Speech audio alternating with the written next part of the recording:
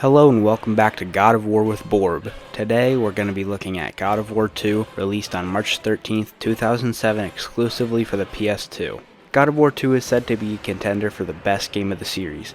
Let's see if that's true. I'm not even supposed to be here. I hope I don't jack off. The game begins with Kratos as God of War, who has apparently been going city to city wreaking havoc in the name of Sparta. This angers the other gods, and Athena warns Kratos that if he continues, there will be consequences. Kratos ignores her and goes to Rhodes, where he's sabotaged and shrunken down back to human size, and the Colossus of Rhodes is brought to life. We get reacquainted with the combat mechanics, and Kratos fights the Colossus and then launches himself out of a ballista, and we get a really cool scene of him fighting the Colossus. Right off the bat, much cooler opening than the first game. The Colossus knocks Kratos off of him, and we get a new mechanic, which is the grappling and chain swinging, before the Colossus tries to step on Kratos, and he just straight up tosses his ass like a mile away. We get our second God of War opening boss fight against the Colossus, and I think we can all agree that for a PS2, this looks really good. Kratos cuts up the Colossus's face before it throws Kratos away again, and we get a cutscene. I do not need your help, Zeus. I can take down this beast. I offer you more than help, Kratos. I offer you power. I offer you the Blade of Olympus. It was this blade that ended the Great War and defeated the Titans.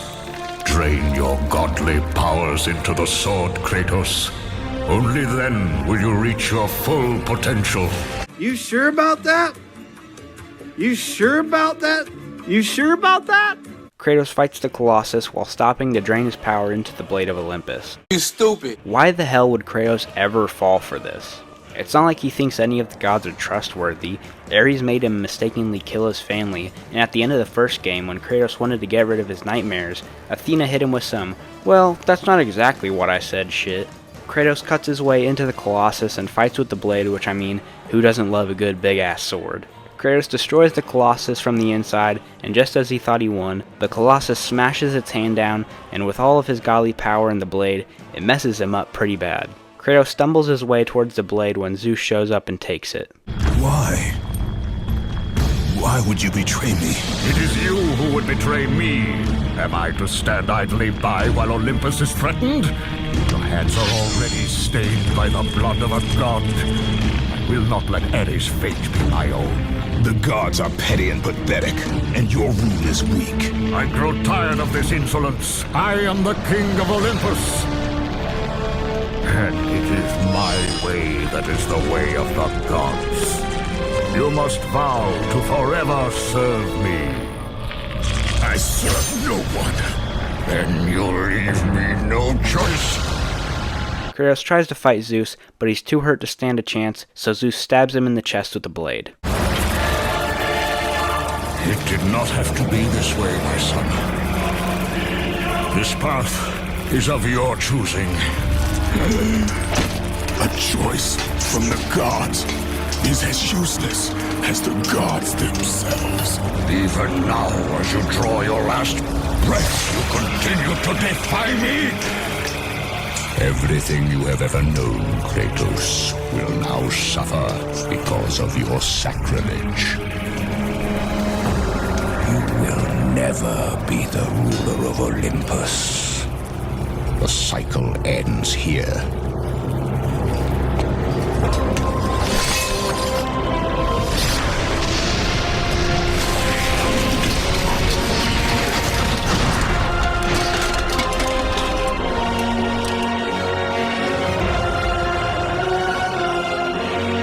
You will pay for this, Zeus. Be certain of that.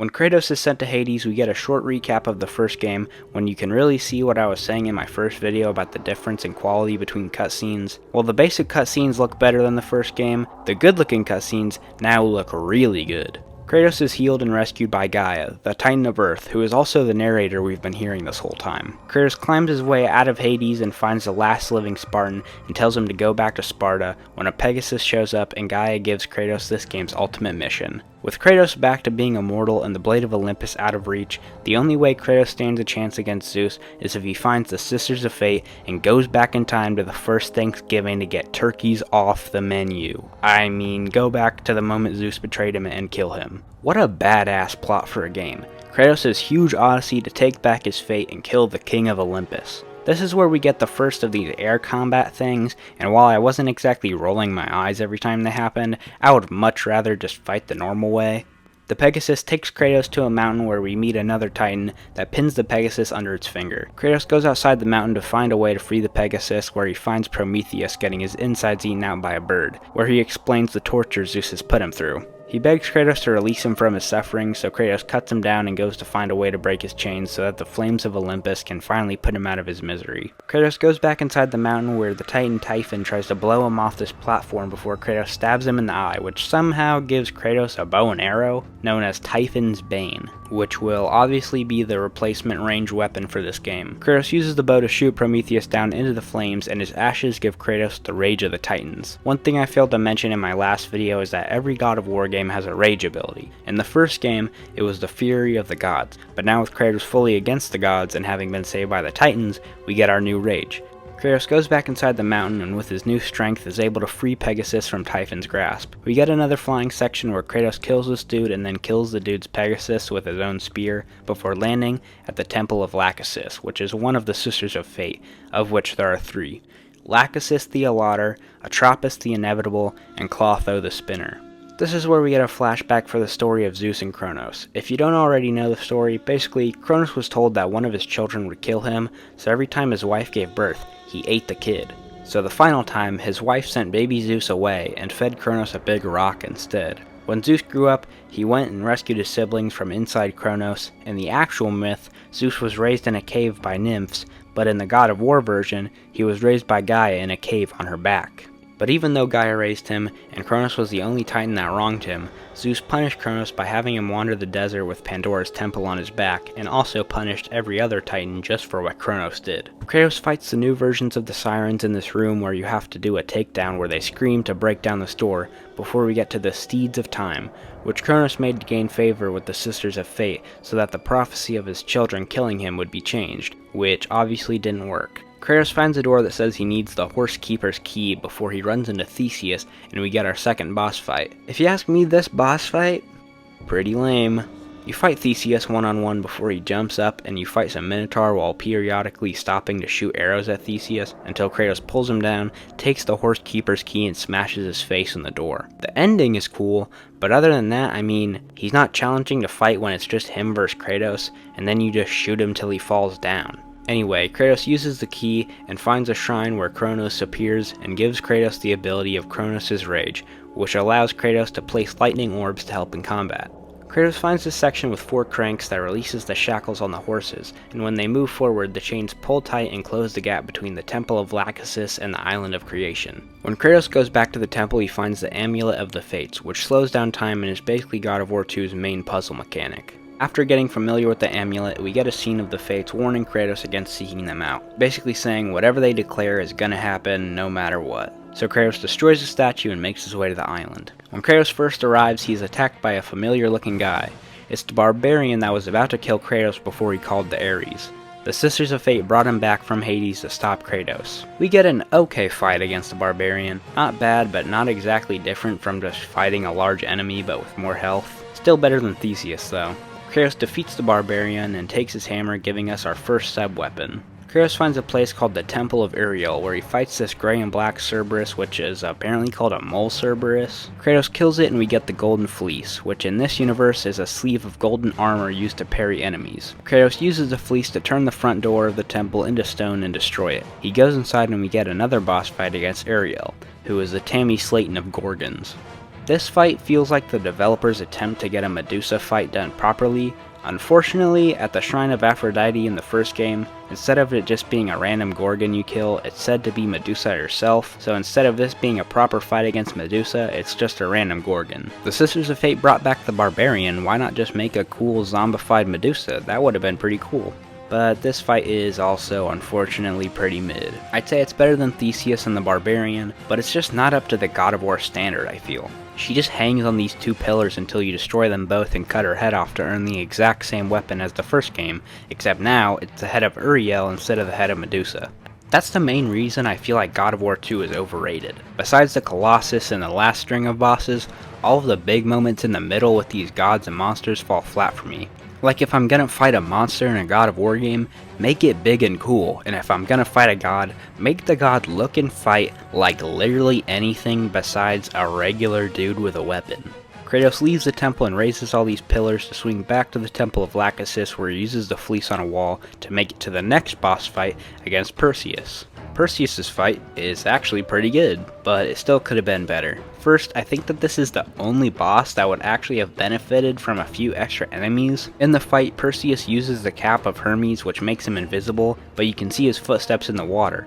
If his footsteps were a little more obvious and you had to keep track of him while fighting some smaller enemies, that could have been cool. Also, for some reason in God of War 3, Hermes has winged boots, but Perseus doesn't have his winged sandals, which allow him to fly. I don't really have an idea for how his flight would have been incorporated, but they're the second piece of Perseus' two magical items. Just saying, not a bad fight, but there was a lot of potential.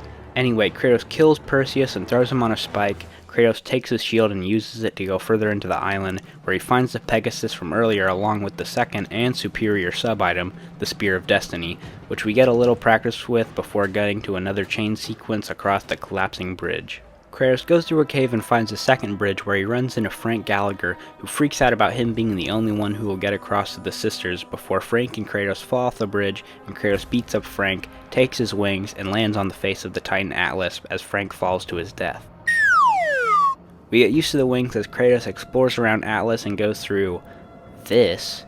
Does somebody know, is this COVID related? Kratos fights inside of Atlas and casually takes out a piece of Atlas's spine like he fell asleep first at the sleepover before making his way up to Atlas's hand and breaking his chains. Atlas tries to crush Kratos, but after realizing they're both against Zeus, Atlas gives Kratos the ability of Atlas's Quake that sends rocks flying and hitting enemies. Atlas explains that the gods and titans had a huge battle known as the Great War, where we see Hades steal Atlas's soul as we learn that the Blade of Olympus was originally made to end the war and send the titans to the pits of Tartarus. Atlas helps Kratos make it across the bridge and into the Palace of the Fates. In the palace, Kratos finds an area with two doors, both requiring a different item to open it, along with a horn just like the one he used to call Kronos in the first game, blocked by a wall.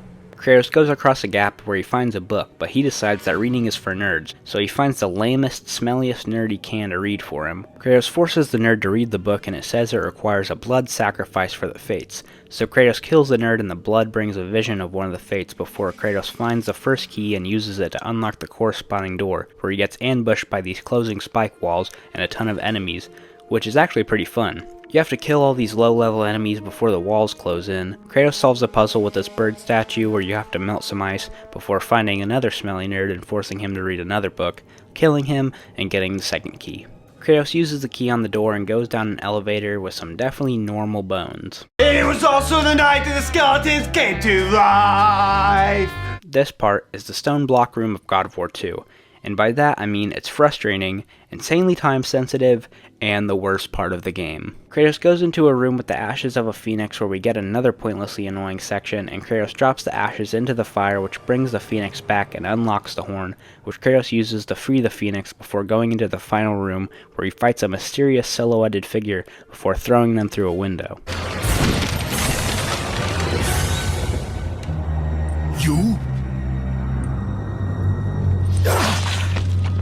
My lord? I told you to return to Sparta! Why do you leave Sparta unprotected? Sparta is no more. What treachery is this? Zeus. We see Zeus destroy Sparta as the last Spartan explains that he was there to change fate himself to save Sparta before dying from his wounds.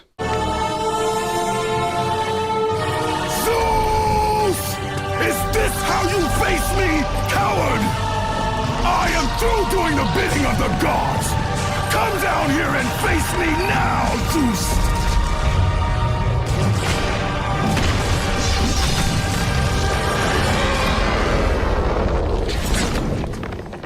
Kratos fights the Kraken in by far the best fight of the game so far. The Kraken stabs its tentacle into the floor and Kratos climbs up the tentacle and slices it off before some more fighting and then cutting off the other tentacle. Kratos almost knocks the Kraken off the palace before activating a bridge that stabs through the Kraken's mouth and out through the back of its head. Kratos goes across the bridge and rides the Phoenix into the Temple of the Fates, where he finally comes face to face with the Sisters of Fate in the best boss battle of the game. None can change their destiny, Kratos. We sisters determine the fate of all. It was I who deemed that the Titans lose the Great War, and I who have allowed you to come this far. It is not your destiny to kill Zeus. You no longer control my destiny. I see Gaia has filled you with her lies. I have warned you. Let me pass. You have always amused us, Kratos. But know this, mortal. There is no power greater than the Sisters of Fate. If you challenge us, you will die. First you fight one in the temple, and she's kinda tricky, but then another one comes out of a mirror and throws you into it, and Kratos lands on the sword bridge where you have to fight enemies while trying to stop the sister from destroying the bridge and causing Kratos to lose the fight to Ares, which is just so awesome. Kratos takes the sister down in a badass QTE before going back inside the temple and fighting the first sister while the other one tries to attack from the mirrors. So Kratos uses the amulet to stop the other sister and breaks the mirrors so that she can't keep attacking before tricking the first sister into going through the last mirror, which Kratos then breaks, trapping the Sisters of Fate in time.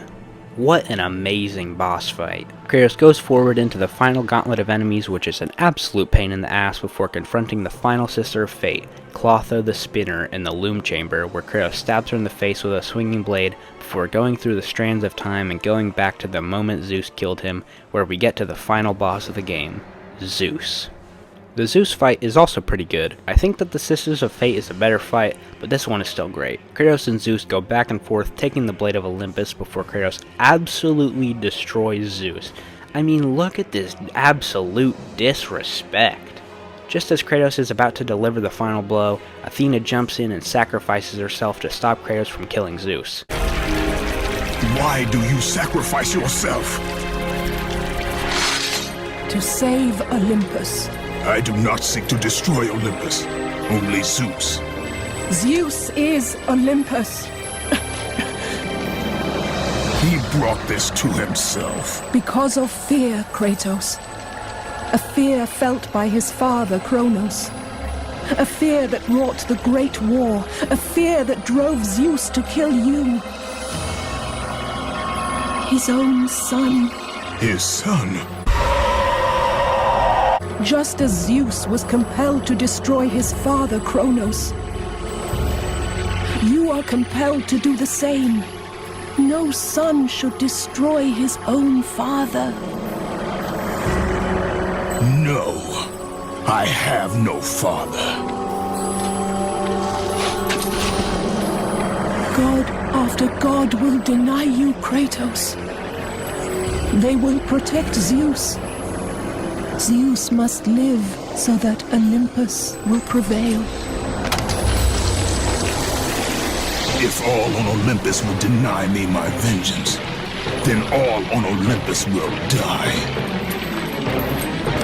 I have lived in the shadow of the gods for long enough. The time of the gods has come to an end. Kratos uses the loom to go back in time to the Great War and takes the Titans into the present, where we get the greatest cliffhanger sequel setup ending ever.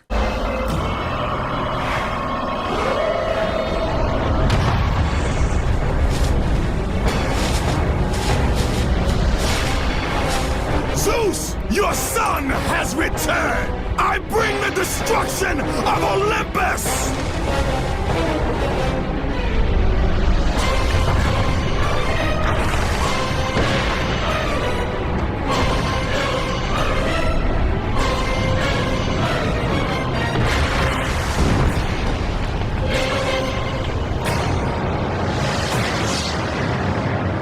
And that was God of War 2. And while I definitely think this game is a bit overrated, that definitely does not mean I don't like it. Best in the series? Definitely not to me, but I can see the appeal. From the Kraken fight onward, this game is firing on all cylinders before we get to a great teaser for what's next to come. It's everything in the middle that felt like a lot of filler. So for today, I'm going to be giving God of War 2 a 7 out of 10.